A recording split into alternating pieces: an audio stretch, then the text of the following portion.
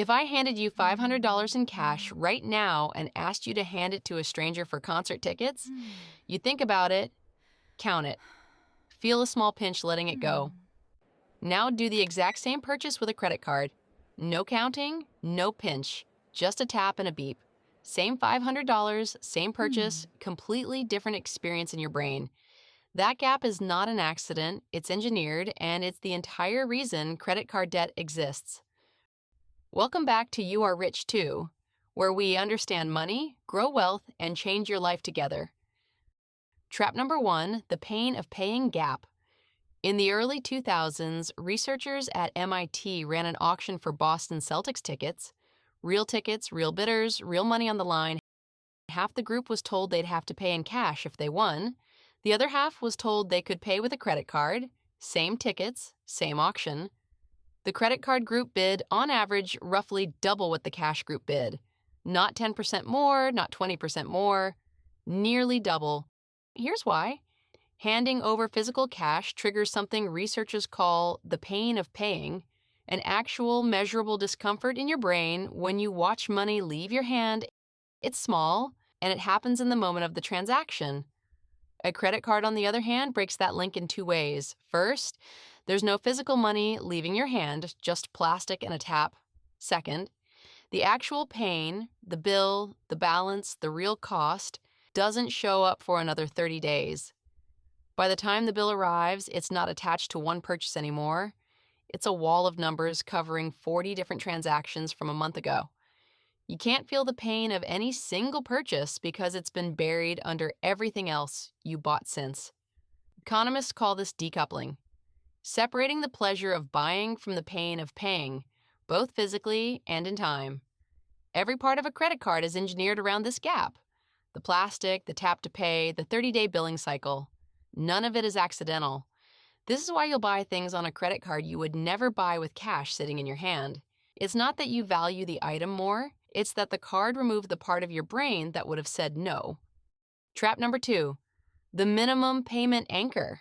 Look at any credit card statement, and there's one number designed to catch your eye more than any other. The minimum payment. Say you owe $4,000, the minimum payment might be $100. Researchers have studied what happens when that number is printed on the statement, even for people who could easily afford to pay more. In a study published in the Journal of Marketing Research, researchers found that simply showing a minimum payment amount caused people to pay less overall than people whose statements didn't display one at all. Not because they couldn't afford more, because the number acted as an anchor. Your brain doesn't ask, "What can I pay?" It unconsciously asks, "What number is being suggested to me?" And $100 feels like a perfectly reasonable, responsible amount to pay, even when the alternative is quietly accumulating interest on the other $3,900 for years. Here's what that actually costs. At a typical 20% interest rate, paying only the minimum on a $4,000 balance can take over 15 years to pay off. And you'll pay more in interest than the original balance itself. Read that again. You can pay more in interest than you originally borrowed, not because you're bad at math, because the minimum payment number was specifically designed to feel acceptable, so you'd keep paying interest for as long as possible. Trap number 3, the limit illusion. Look at your credit card app. There's a number that says something like, available credit $8,000. Your brain doesn't process that number as the maximum I'm allowed to borrow. It processes it closer to how it processes an actual bank balance, as money that is somehow already yours. This is a well-documented pattern in mental accounting. We treat different pools of money differently depending on how they're labeled and displayed, not based on what they actually represent.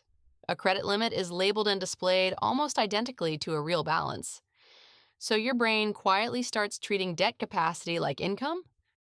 This is where "I have room on my card" becomes a reason to buy something, as if available credit were the same thing as available money.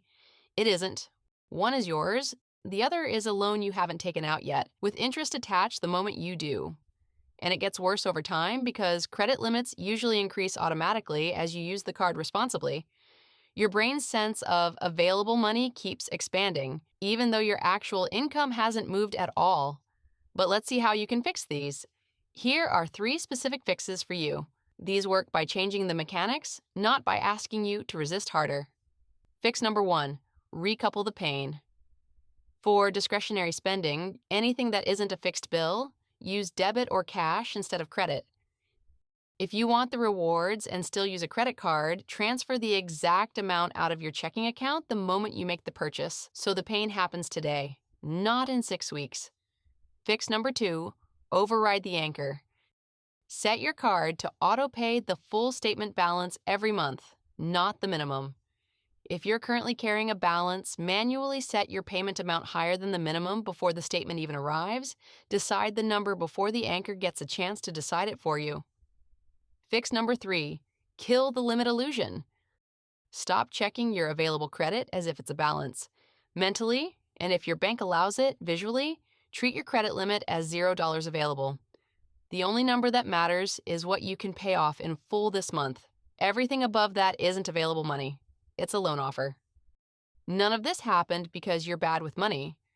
Credit cards are engineered, genuinely, deliberately engineered, to remove the pain of spending, anchor you to underpaying, and disguise debt as available cash. So tell me, which of these 3 is happening to you right now? The pain gap, the minimum payment anchor, or the limit illusion? Remember, you are rich too. You just need to see the trap before you're in it. See you next week.